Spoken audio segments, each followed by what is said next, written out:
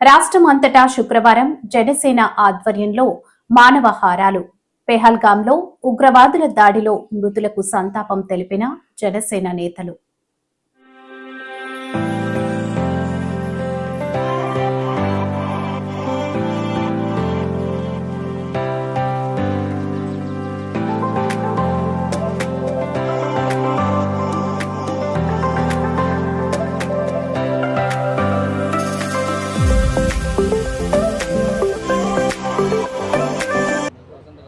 కాళరాత్రి కాశ్మీర్లోని పెహల్గాంలో 27 మంది అమాయకులను టెర్రరిస్టులు ఊతకోత కోయడం అంటే చాలా దిగ్భ్రాంతికరం, చాలా బాధాకరం.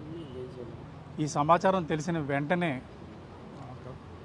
గౌరవ డిప్యూటీ సీఎం శ్రీ పవన్ కళ్యాణ్ గారు, జనసేన అధ్యక్షులు వారు చాలా కలత చెందారు, ఆవేదన చెందారు. వెంటనే ఆయన సందేశాన్ని, ఆయన మనసులో ఆవేదనని ట్విట్టర్ ద్వారా వ్యక్తం చేశారు. ఈరోజు ఉదయం పార్టీ శ్రేణులతో మాట్లాడుతూ మనం దేశం కోసం సంఘీభావం తెలపవలసిన సమయం ఇది. 3 రోజుల పాటు జనసేన పార్టీ తరఫున సంతాప దినాల్ని పాటించాలని ఆయన ఈ ఉదయం ప్రకటించారు. ఆ మేరకు ఈ ఉదయం పార్టీ కార్యాలయంలో పార్టీ పతాకాన్ని అవనతం చేశాము. సాయంత్రం ఈ ఊచకోతలో అమరులైన వారికి సంతాప సూచకంగా ఈ సాయంత్రం కార్యాలయం దగ్గర క్యాండిల్స్ వెలిగిస్తాము. రాష్ట్ర వ్యాప్తంగా జనసేన కార్యాలయాలు ఎక్కడున్నాయో అన్ని చోట్ల, అన్ని ప్రాంతాల్లోనూ జనసేన నాయకులు, కార్యకర్తల ఇళ్ల మీద కూడా ఈ పార్టీ పతాకాన్ని ఈరోజు అవనతం చేయమని అధ్యక్షుల వారి ఆదేశం. ఆయన ఆదేశాలను పాటిస్తున్నాము. ఈ కార్యక్రమాన్ని ప్రారంభించాము. అదేవిధంగా సాయంత్రం కొవ్వొత్తులు వెలిగించి అమరులైన వారందరికీ నివాళులు తెలియజేస్తాము. రేపటి రోజున ప్రతి కార్యాలయం దగ్గర మా శ్రేణులు సంతాపం వ్యక్తం చేస్తూ మౌనంగా దీక్షలో కూర్చుంటారు.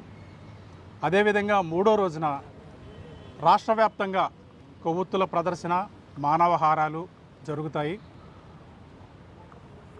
రాష్ట్రంలోని ఏదో ఒక నగరంలో, ఎంపిక చేసుకున్న నగరంలో పార్టీ అధ్యక్షుల వారు కూడా ఈ ప్రదర్శనలో చివరి రోజున పాల్గొంటారు. ఈ కార్యక్రమాన్ని ప్రతి ఒక్క జన సైనికుడు పాల్గొని ఈ కార్యక్రమంలో మన దేశానికి, అమరులైన వారికి సంఘీభావం తెలియజేయవలసిందిగా కోరుతున్నాము. ఒక్క జనసేన పార్టీయే కాదు, ఈ దుర్ఘటనను దేశ ప్రజలందరూ, ముఖ్యంగా తెలుగువారందరూ ముక్తకంఠంతో ఖండించాలి. మన బలాన్ని మనం తెలియచేయాలి. బలం మీన్స్ సామరస్యపూర్వకంగా, శాంతియుతంగా, సంఘటితంగా మేమందరం ఒక్కటే. మా మీద ఏది దాడి జరిగినా మేము తీవ్రంగా ప్రతిఘటిస్తామనే ఒక సందేశాన్ని ముష్కరులకు తెలియచేయాలని అధ్యక్షుల వారు తెలియచేశారు.